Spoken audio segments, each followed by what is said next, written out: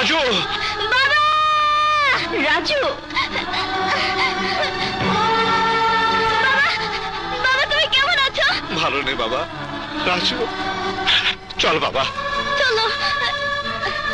দাঁড়াও, আমার সন্তানকে কোথাও নিতে পারবে না। যে আমার সন্তানের খেয়াল রাখতে পারে না, তার কাছে কোনো সন্তান থাকতে পারে না।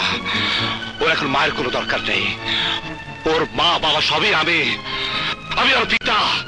যে পিতা জন্মের সময় মায়ের কোল থেকে শিশু সন্তানকে ছিনিয়ে নিয়ে যায়, সে পিতা নামের কলঙ্ক। যে পিতা মায়ের বুকের দুধ থেকে নবজাত সন্তানকে বঞ্চিত করে, সে পিতা না, সন্ত্রাসী পিতা। হ্যাঁ, আমি সন্ত্রাসী পিতা। সন্তানের জীবন বাঁচাতে পিতাকে যদি সন্ত্রাসী হতে হয়, তবে হ্যাঁ, আমি সন্ত্রাসী পিতা। চল বাবা। না, ইন্সপেক্টর সাহেব, ওকে নিয়ে যান। পৃথিবীর কোন শক্তি নেই যে বাবার কাছ থেকে তার সন্তানকে দূরে সরিয়ে রাখতে পারে। তোমার সঙ্গে আমার চ্যালেঞ্জ রইল। পৃথিবীর এমন কোন শক্তি নেই যে মায়ের কোল থেকে তার সন্তানকে ছিনিয়ে নিতে পারে।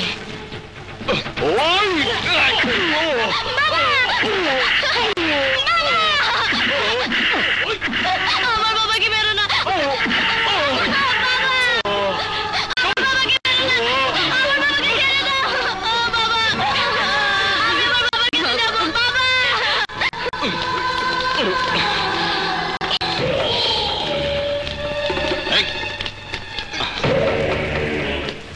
তোরে কইছিলাম না, আমি যখন বাইর হমো তখন তোরে দুনিয়ার থেকে বাইর করে দেব।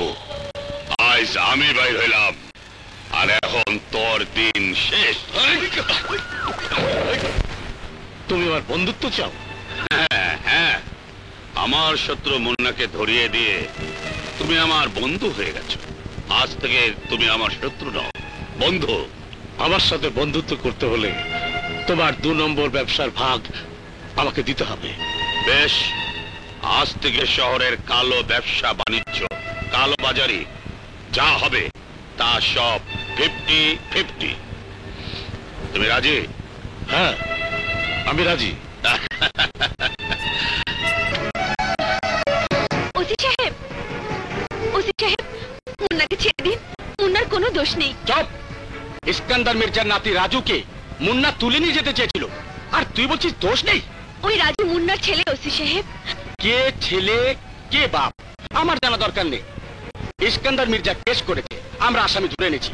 এখন মির্জা সাহেব বললেই শুধু ওকে আমরা ছাড়তে পারবো। আমি ইস্কান্দার মির্জার কাছে যাব। মির্জা সাহেব, কে তুই? আমাকে চিনতে পারছেন না মির্জা সাহেব?